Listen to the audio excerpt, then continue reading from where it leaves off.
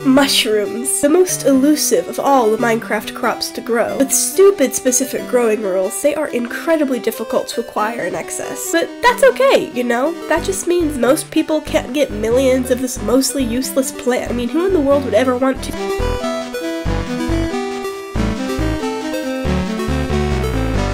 Spawning into this open, plain expanse, my mind was filled with thoughts of one goal: to have the largest red mushroom empire to ever exist in the history of Minecraft in 100 days. I wanted this more than anything because mushrooms are my life, my brand, my whole purpose for existing.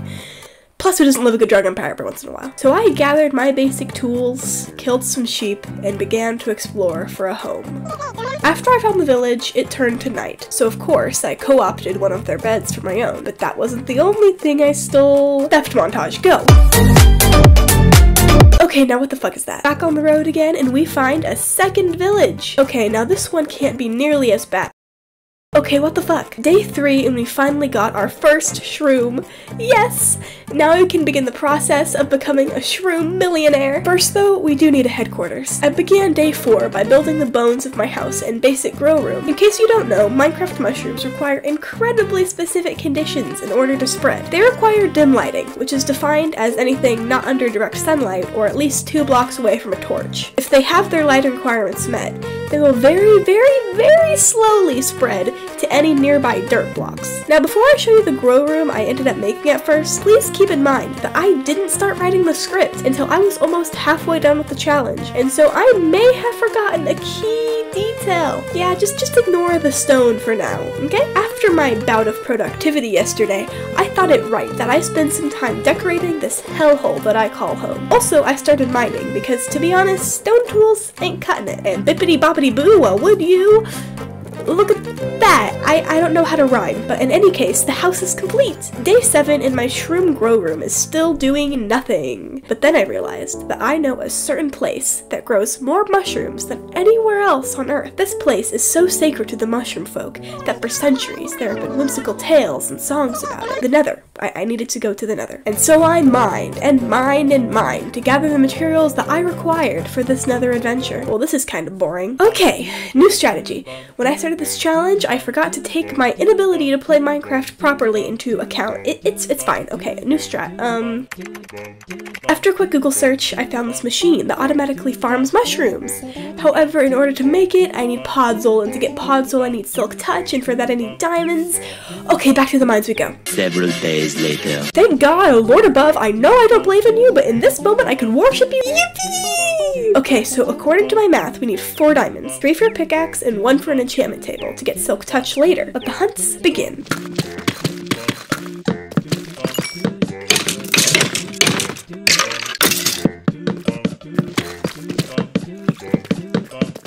We have spent way too much time inside our little hole here, so today I decided it would be wise to spend some time outside. Maybe we should start a farm for the lesser kingdoms of plants and animals.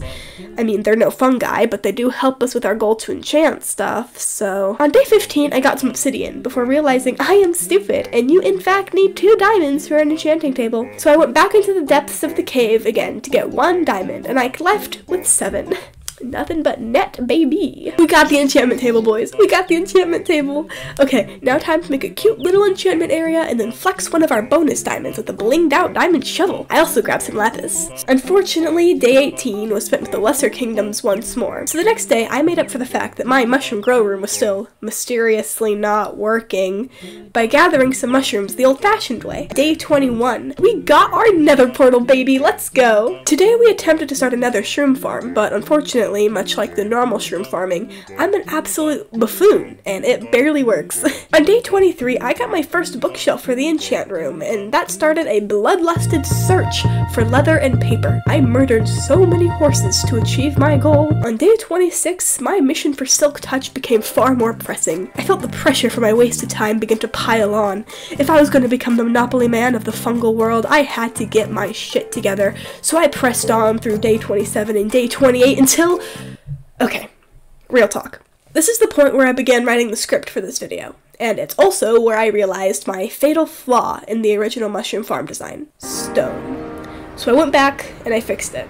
The walk of shame has never been so full of remorse. On day 30, I went mining again, and I found a part of a wall that looked a little bit funky. Upon further inspection, I realized that it was a geode. Woo! Really fun. I mean, not nearly as fun as mushrooms, but about as close as you can get. I also committed cow genocide. I spent some more time farming and gathering mushrooms the OG way before I went on a side quest. Originally, I wanted to find a village and cause a raid with my fancy fresh bad omen, but that didn't go so well, so instead I opted to simply raid a pillager tower. I mean, look at my cool new goat's horn.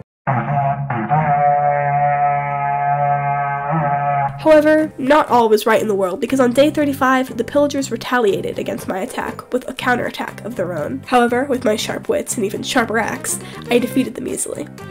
After the attack, I decided to make up for lost time by farming harder than I ever had before. I farmed so well that when I got home, the mushroom gods had laid out a surprise for me. My first ever grown mushroom. Historians will look back on this day and think one of the coolest, best, hottest, sexiest, amazingest people to ever exist.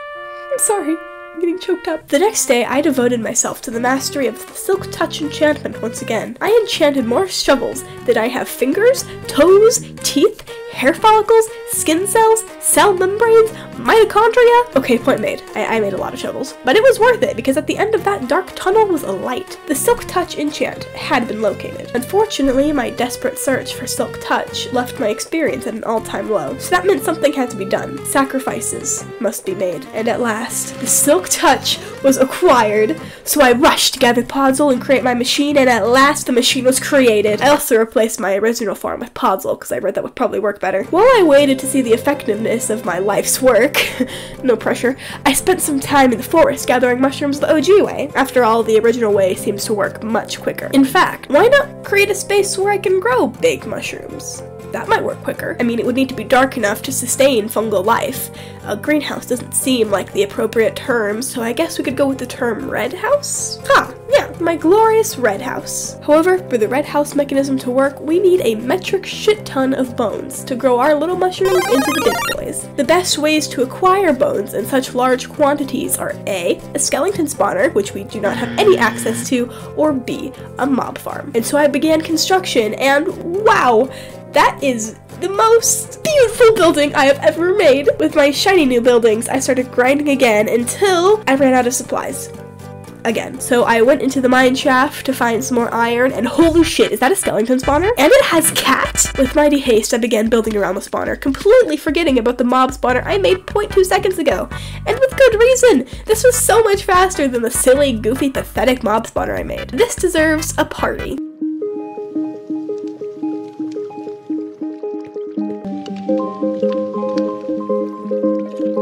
Then, after the party, it was right back to the grind. And grind I did, until I realized another issue with my set of iron. While mining is all fine and good, we need more than that. So I started to gather the materials required to make an iron farm of my own design. Something required for almost all iron farms is villagers. And so I went into the oceans on a mission to locate a village and kidnap its inhabitants. And so on day 57, I imprisoned the boys and started to build a structure for the iron farm. Then, as I was gathering lava, I was shot off a pole and...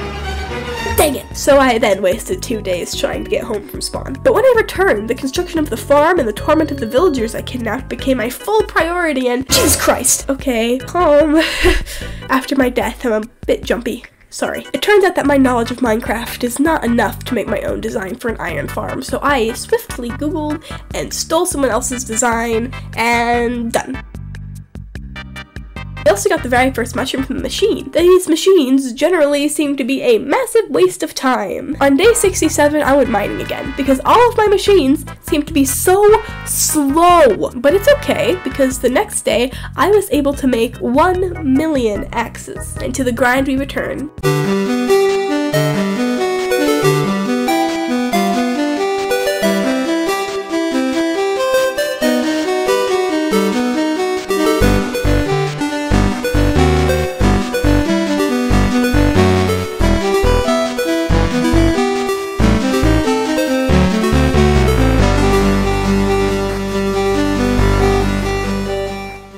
Grind I did. And as day 100 came around, I reflected on what helped me the most with my goal. It wasn't the fancy machines, but rather an intense dedication to the grind. And also my hyperfixation. That too. The question still remains. Now that I have all of the mushrooms anyone in the world could ever need, what do I do with them?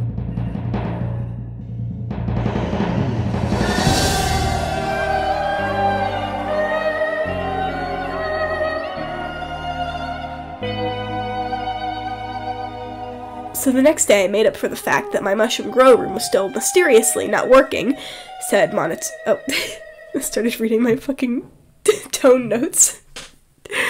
Said